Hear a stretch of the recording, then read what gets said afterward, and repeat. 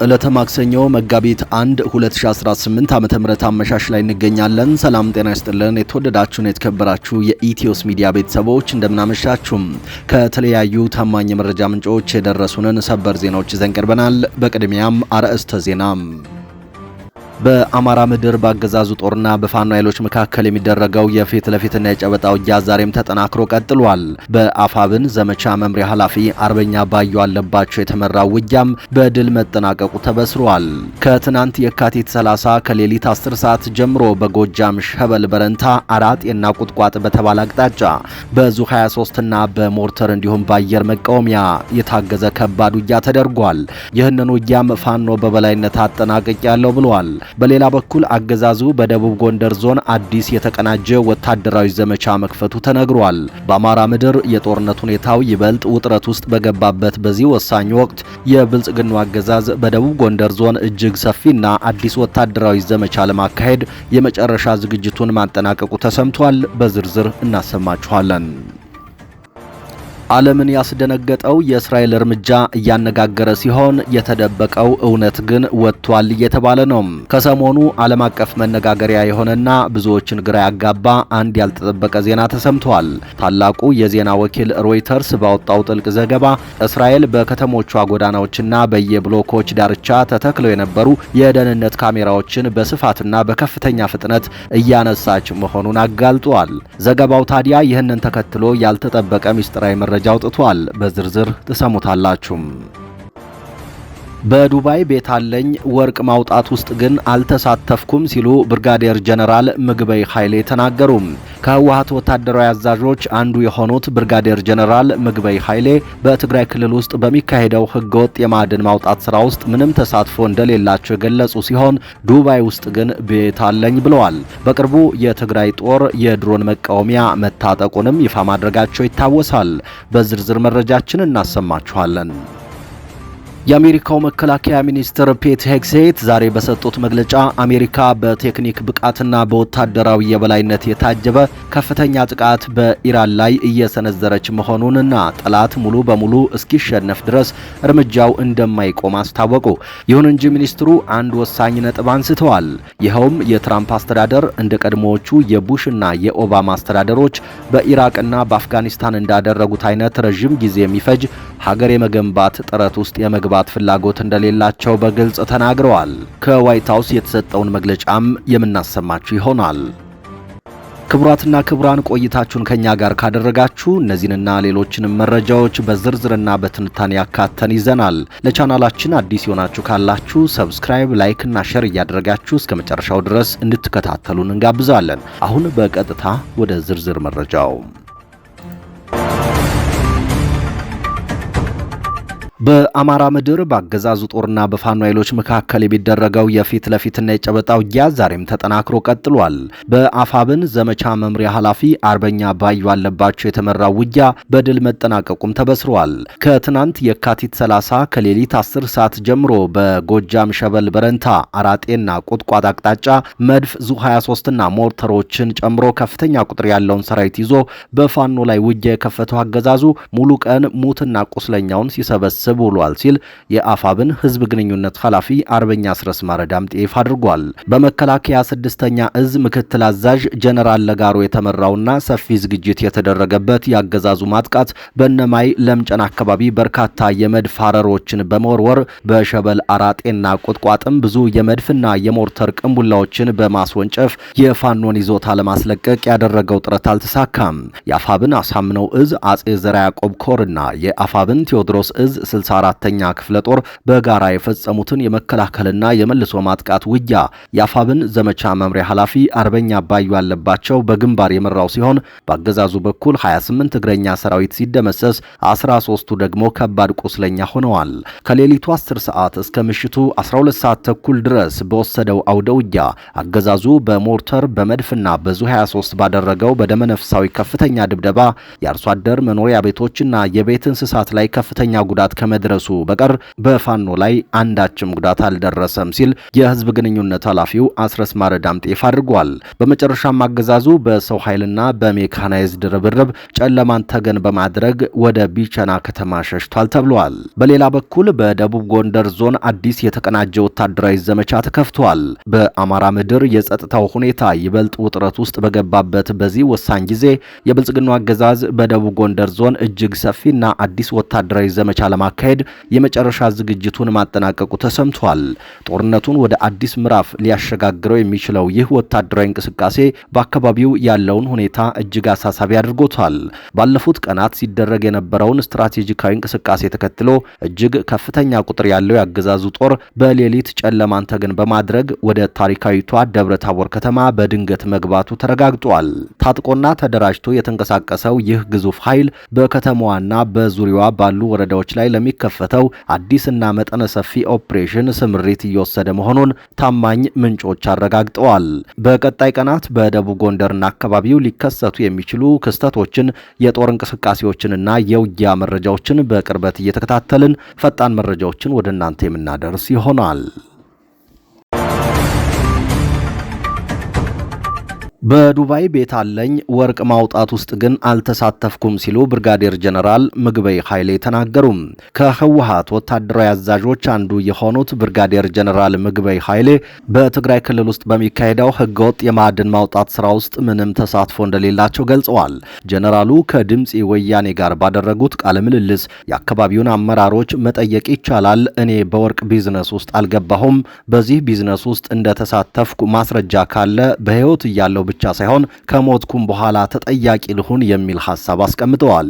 በሌላ በኩል በዱባይ ቤት እንዳላቸው ሲነገር የቆየውን ግን አምነዋል። እንዲሁም ክረምትን ከ5 ልጆቻቸው ጋር በአሜሪካ እንደሚያሳልፉ ገልጸዋል። ሲናገሩም አሁንም በአዲስ አበባ ቤት አለኝ፣ በጥሩ ዋጋ ተከራይቷል፣ በመቀሌም ጭምር ቤት አለኝ በማለት አስረድተዋል። ከ2012 በፊት በፌዴራል መከላከያ ሰራዊት ውስጥ በጀነራልነት ሲሰሩ የነበሩት ምግበይ በወቅቱ የትራንስፖርት ድርጅት የትራንዚት ኩባንያና አስመጭና ላኪነት ስራ ላይ ተሰማርተው እንደነበር ገልጸው አብይ አህመድ ወደ ስልጣን ከመጡ በኋላ ሁሉንም ድርጅቶች ዘግተው ከልጆቻቸው ጋር ወደ ትግራይ መግባታቸውን አስረድተዋል።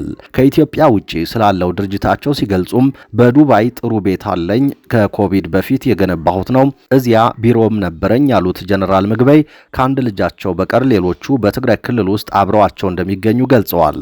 ጀነራል ምግበይ ስለ ሀብታቸው መጠን ከገለጹ በኋላ ስለ ጦርነት በሰጡት መግለጫ ደግሞ የትግራይ ህዝብ ጦርነት አይናፍቅም፣ ጠላቶች ግን ወደ ጦርነት እየጋበዙት ነው፣ ወደ ሰላም የሚወስደውን መንገድ እየዘጉ ያሉት እነሱ ናቸው ብለዋል። ሲቀጥሉም በትግራይ ውስጥ የሚጠናከር እንጂ የሚጠፋ ሰራዊት የለም፣ በዘመናዊ ወታደራዊ ስርዓት ውስጥ ትልቁ ችሎታ አስተሳሰብ ነው፣ የቲዲኤፍ አመራርም ዘመናዊ አስተሳሰብ ያለው ነው በማለት ከገለጹ በኋላ የትግራይን ህዝብ እንደ በፊቱ 360 ዲግሪ ዘግቼ አዋርዳቸዋለሁ ማለት አይቻልም ብለዋል። ዓለምን ያስደነገጠው የእስራኤል እርምጃ እያነጋገረ ሲሆን የተደበቀው እውነት ወጥቷል ተብሏል። ከሰሞኑ ዓለም አቀፍ መነጋገሪያ የሆነና ብዙዎችን ግራ ያጋባ አንድ ያልተጠበቀ ዜና ተሰምቷል። ታላቁ የዜና ወኪል ሮይተርስ ባወጣው ጥልቅ ዘገባ እስራኤል በከተሞቿ ጎዳናዎችና በየብሎኮች ዳርቻ ተተክለው የነበሩ የደህንነት ካሜራዎችን በስፋትና በከፍተኛ ፍጥነት እያነሳች መሆኑን አጋልጧል። ይህ ድንገተኛና ያልተለመደ እርምጃ በብዙዎች ዘንድ ጥያቄን ያስነሳ ሲሆን ሮይተርስ እንደዘገበው ከሆነ ግን ምክንያቱ ግልጽ ነው።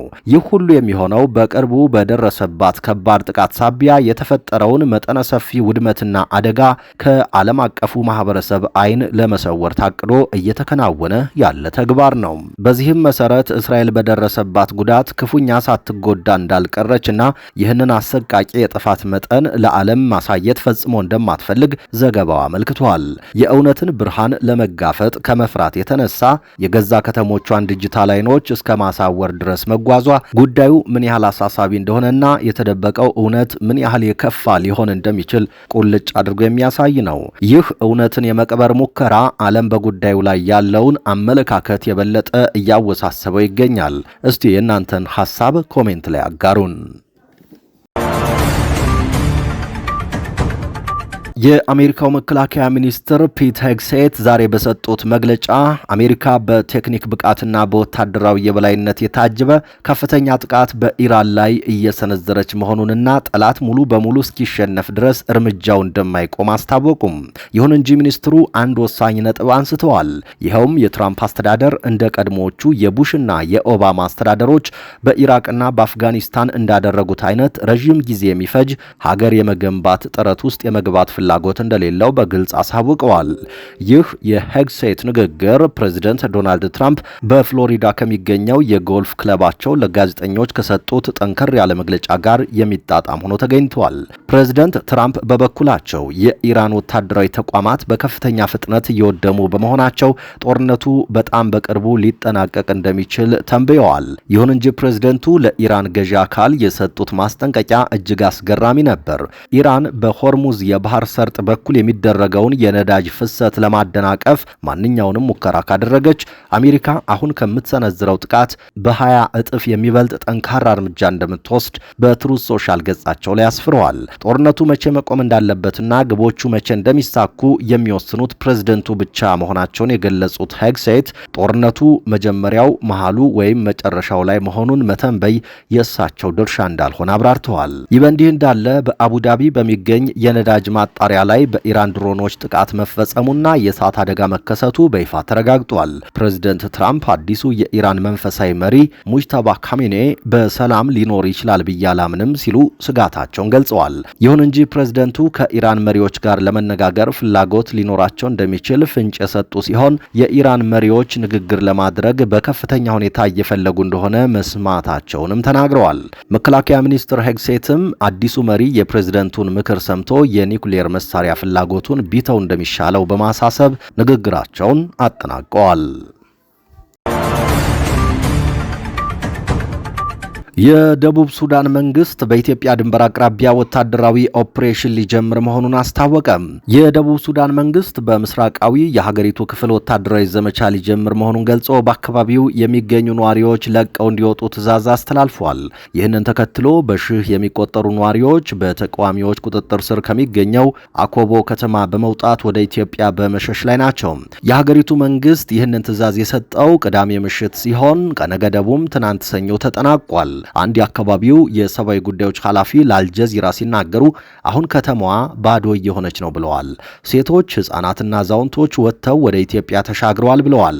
የደቡብ ሱዳን ጦር ኃይል በአኮቦ ከተማ የሚገኘው የተመድ ሰላም አስከባሪ ኃይል ለቆ እንዲወጣ አርብ ዕለት ትዕዛዝ መስጠቱ ይታወሳል። የጦር ኃይሉ ቃል አቀባይ በሰጡት መግለጫ በአኮቦና አካባቢው ላይ መጠነ ሰፊ ዘመቻ ስለምንጀምር አላስፈላጊ ጉዳትን ለማስቀረት መንግስታዊ ያልሆኑ ድርጅቶችና ሰላማዊ ሰዎች ለቀው እንዲወጡ እናሳስባለን ሲሉም ተደምጠዋል። አኮቦ ከተማ አሁን በእስር ላይ በሚገኙትና በቀድሞው የደቡብ ሱዳን ምክትል ፕሬዝደንት ሪክ ማቻር የሚመራው የሱዳን ነጻ አውጪ ንቅናቄ ጠንካራ ምሽግ የሚገኝበት ስፍራ መሆኑ ይታወቃል። ዛሬ በኢራን ላይ እየተፈጸመ ያለው ጥቃት ከሌላው ቀን በጣም የከበደ መሆኑን አሜሪካ አስታወቀች። አሜሪካና እስራኤል በኢራን ላይ የከፈቱት ጥቃት 11ኛ ቀኑን በያዘበት በዛሬው ዕለት በአሜሪካ በኩል እየተፈጸመ ያለው ጥቃት ከሌሎች ቀናት በበለጠ ከባድ መሆኑን የአሜሪካው የመከላከያ ሚኒስትር ተናገሩ። ሚኒስትሩ በሰጡት ጋዜጣዊ መግለጫ በኢራን ላይ የሚካሄደው ዘመቻ በተጀመረበት መጠን እንደሚቀጥልና የዛሬው ከፍተኛ መሆኑን አመልክተው በኢራን በኩል የሚሰጠው የአጸፋ ጥቃት እየቀነሰ መሆኑን ገልጸዋል። በኢራን ላይ የተከፈተው ጥቃት የሀገሪቱን ወታደራዊ አቅምና ተቋማትን የመደምሰስና የማዳከም ግብ እንዳለው የመከላከያ ሚኒስትሩ አልሸሸጉም። በዚህም የኢራንን የሚሳኤል ክምችት፣ የሚሳኤል ማስወንጨፊያዎችንና ወታደራዊ ኢንዱስትሪዎቿን ማውደም፣ የኢራንን ባህር ኃይል መደምሰስ፣ ኢራን በዘላቂነት የኒውክሌር ጦር መሳሪያ እንዳይኖራት ማድረግ መሆኑን ሚኒስትሩ ገልጸዋል። በተጨማሪም ፕሬዝደንት ትራምፕ ቀደም ሲል የተናገሩትን በማስረገጥ በአሜሪካ እርምጃ ያለማቋረጥ የጠላት ኃይል እየተደመሰሰ ነው ብለዋል። ዛሬ ማክሰኞ በድጋሜ በኢራን ውስጥ በጣም ከባዱ ጥቃት የተፈጸመበት ነው። አብዛኞቹ ተዋጊ ጀቶች፣ አብዛኞቹ ቦምብ ጣይ አውሮፕላኖች፣ አብዛኛው ድብደባ እየተፈጸመ ነው። የምናገኘው መረጃም የተጣራና ከመቼውም ጊዜ የበለጠ ነው ብለዋል። የመከላከያ ሚኒስትሩ በተጨማሪም ባለፉት 24 ሰዓታት ኢራን ጦርነቱ ከተጀመረ ወዲህ ዝቅተኛውን ሚሳኤል እንደተኮሰች ተናግረዋል። ከሰዓት በኋላ በተካሄደው ጋዜጣዊ መግለጫ ላይ ለቀረቡላቸው ጥያቄዎች ምላሽ የሰጡት የመከላከያ የመከላከያ ሚኒስትሩ ከጦርነቱ መጠናቀቅ በኋላ ያለው ሁኔታ በአሜሪካ ፍላጎት ላይ የሚወሰን እንደሚሆንና ኢራን በኒውክሌር የምታስፈራራበት ገጽታ አይኖርም ብለዋል።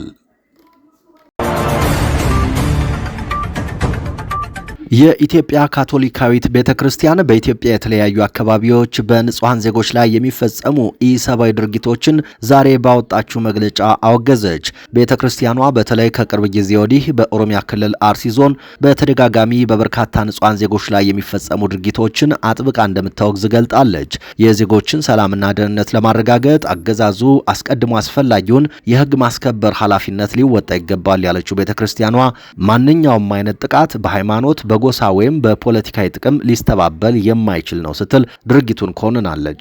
ሁሉም ኢትዮጵያውያን ጥላቻን እንዲቃወሙና እንዲህ ያሉ አሳዛኝ ክስተቶችን በመጠቀም በማህበረሰቡ መካከል ክፍፍል ለመፍጠር የሚደረጉ ሙከራዎችን እንዲያወግዙም ቤተክርስቲያኗ ጥሪ አቅርባለች።